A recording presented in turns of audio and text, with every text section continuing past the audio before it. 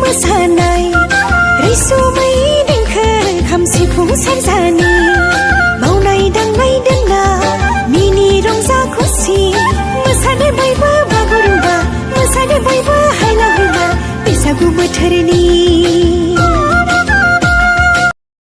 Hello friends, दिनैनि गोदान भिडिअजों लोगोसे नोंथांमोन गासैखौबो आंनि चेनेलाव बरायनाय थाहरबाय। लोगोफोर, दिनैबो नोंथांमोननि सेराव गोदान मिउजिक भिडिअनि आपडेट लानानै फैलायबाय।